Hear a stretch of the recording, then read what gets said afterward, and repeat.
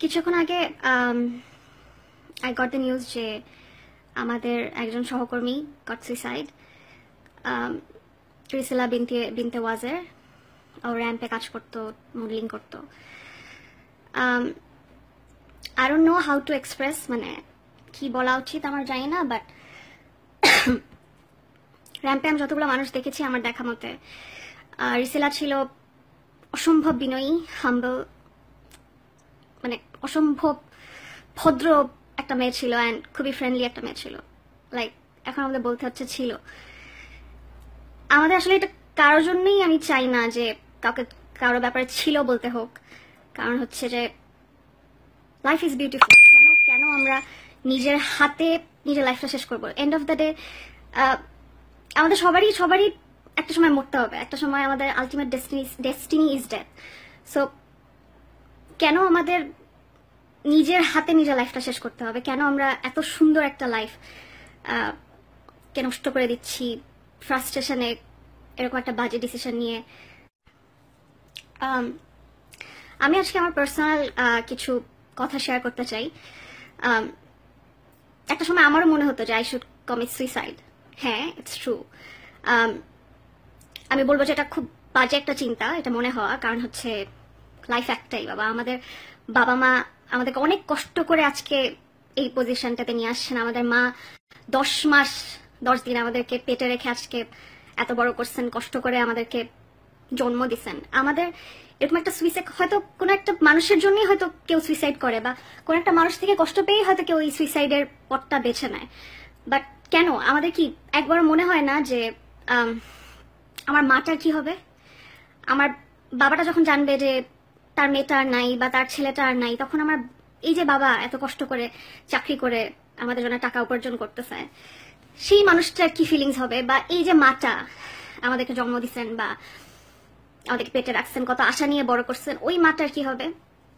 আমরা না আসলে ভাবি না, আমরা একটা মানুষ আমাদেরকে কষ্ট দিল বা সমাজের কারো কাছ থেকে আমরা হার্ট হইলাম, আমার সাথে সাথে চিন্তা করি যে এই লাইফটা রাখার দরকার নেই। বাট কেন আমাদেরকে আল্লাহ হাত পা সব দিচ্ছেন, সুস্থ একটা মানুষ ভাবে করে তৈরি করছেন, কেন আমাদেরকে সুইসাইডের পথ বেছে নিতে হবে?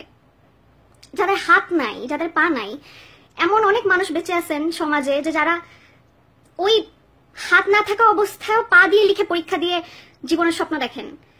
তারা এমন অনেক মানুষ আছেন যারা চোখে দেখেন না, অন্ধ, বাট অন্ধদের জন্য যে স্পেশাল স্কুল আছে ওখানে ভর্তি হয়ে পড়াশোনা করতেছেন। কেন? কারণ তারা বাঁচতে চান, তারা স্বপ্ন দেখতে চান। কেন আমরা নিজের লাইফটাকে এভাবে নিজের হাতে, আমরা তো আলটিমেটলি আমরা সবাই একদিন মরে যাব। কে কতদিন বাঁচবো আসলে আমরা কেউই জানি না। কতটা অদ্ভুত আমাদের জীবন যে we don't know what next.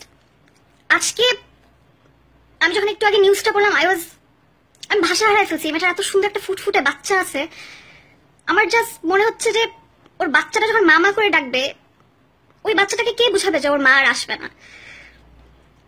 আমি একটা নিউজে পড়লাম যে ওখানে লেখা ছিল যে রিসিলা ওয়াজ এডিক্টেড, মাদকাসক্ত ছিল। আমি জানি না ব্যাপারটা কতটুকু সত্যি, কারণ আমাদের মিডিয়ার আমরা যারা কাজ করি তাদেরকে এন্ড অফ দ্য ডেতে একটা কিছুর সাথে জুড়ে দিতে পারলে হয়তো সবাই খুব খুশি হন যে বাজে ছিল বা মাদকাসক্ত ছিল।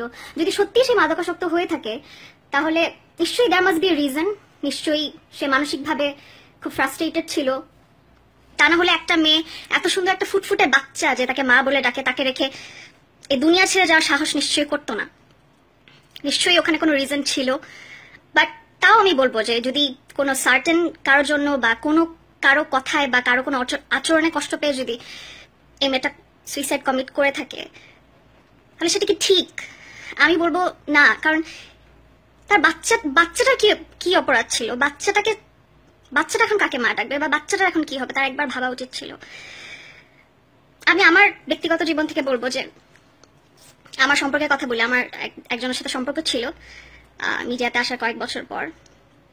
সে আমাকে প্রথম দিকে খুব ভালো সম্পর্ক ছিল, সে আমাকে পরে মানসিকভাবে অনেক টর্চার করতো, আমাকে পড়তে দিত না। I was a law student.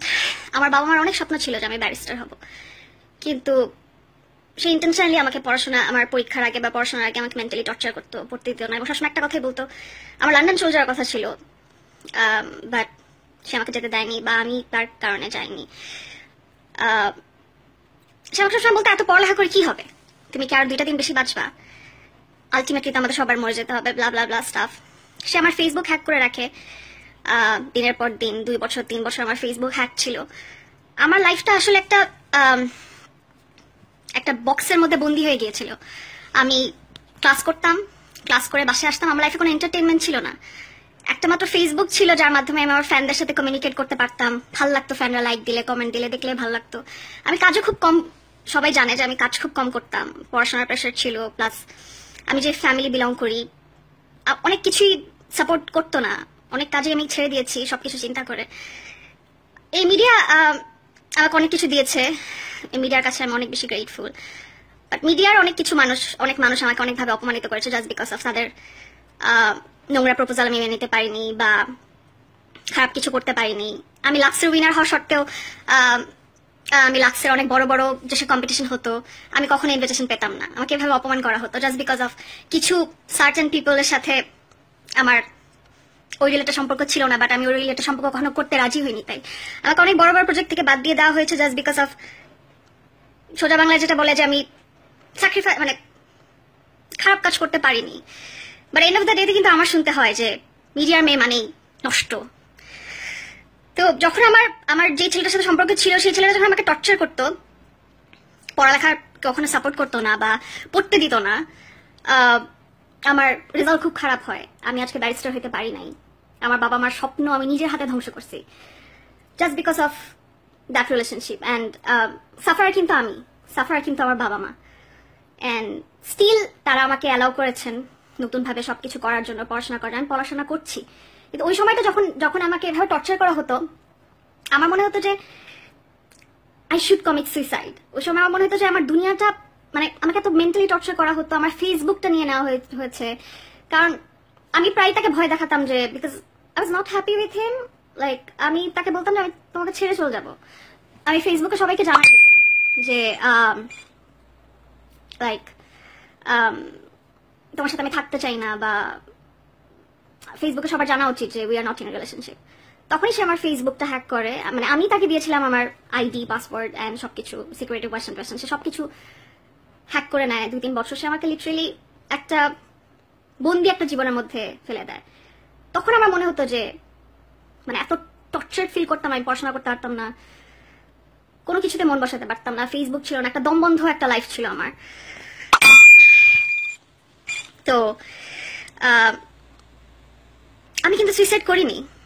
আমার মনে হতো যে মাঝে মাঝে মনে হতো আমাদের সবার লাইফে, আপনারা হয়তো মনে করেন যে অনেক চাকচিক্যময় আমাদের জীবন, সবসময় আমরা খুশি থাকি, ভালো থাকি, সবসময় আমরা আভিজাত্য, আমরা এই কাপড় কিনতেছি, ওই জুতা কিনতেছি, এগুলোর মধ্যে থাকি, বাট ইটস নট ট্রু, আমরাও মানুষ।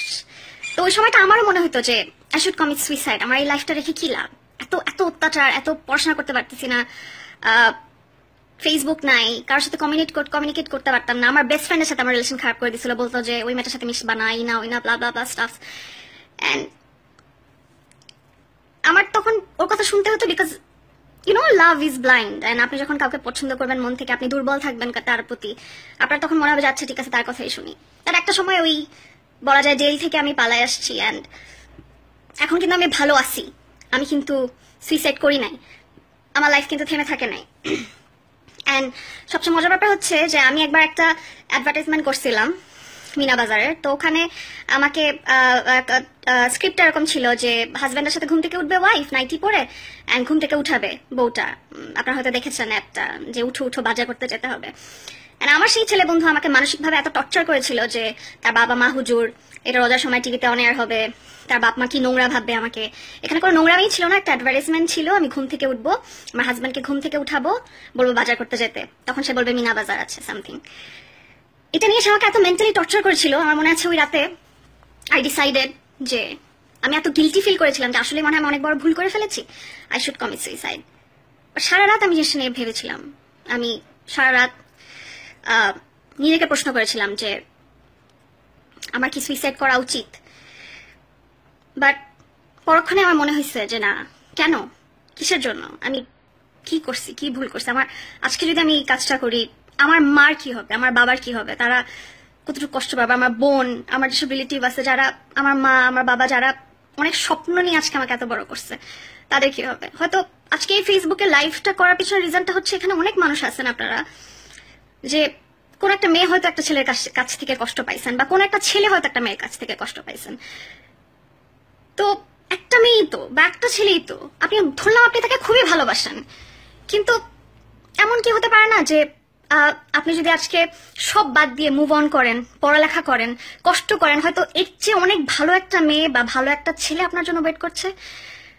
আমার তো মনে হয় আত্মহত্যা করাটা একটা লুজারের মতো কাজ। মানে আপনি বুঝাই দিলেন যে আপনি গিভ আপ করে ফেললেন, আপনি আর পারলেন না, আপনার ঘুরে দাঁড়ানোর শক্তি নাই, যে আমি আর পারলাম না। সো আপনি যেই মানুষটার জন্য আপনি আত্মহত্যা করলেন, সেই মানুষটার কি হইলো? সেই মানুষটার কি কিছু যায় আসলো? হয়তো আপনি একটা মেয়ে, আপনি একটা ছেলের জন্য আত্মহত্যা করলেন, একটা ছেলে আপনাকে চিট করেছে, তার কি হবে? তার কিন্তু কিছুই হবে না। সে কিন্তু আরেকটা মেয়ের সাথে হয়তো 2 দিন হয়তো আপনার জন্য চোখের পানি ফেলবে, জানলাম এটা আমার জন্য মরে গেল, 3 দিনের দিন আরেকটা মেয়ের সাথে ঘোরা শুরু করবে। আর আপনি যদি একটা ছেলে হয়ে একটা মেয়ের জন্য সুইসাইড কমেন্ট করেন, মেয়েটা কয়েকদিন পরে 2 দিন মেয়েটার মন খারাপ থাকবে, তারপর একটা ছেলের সাথে সে মুভ অন করবে, চলে যাবে। কিন্তু ক্ষতিটা হলো কার? আপনি এত সুন্দর একটা পৃথিবী থেকে আপনি চলে গেলেন, এত পৃথিবীর এত সুন্দর সৃষ্টি, আল্লাহ এত সুন্দর করে দুনিয়াটা বানাইছেন, ভবিষ্যতে আরো অনেক কিছু আমরা দেখতে পারবো ইনশাআল্লাহ যদি বেঁচে থাকি। এত সুন্দর পৃথিবী, এত সুন্দর মানুষ, আপনার বাবা মা, মানে বাবা মাকে কি একবার মনে পড়ে না আপনাদের?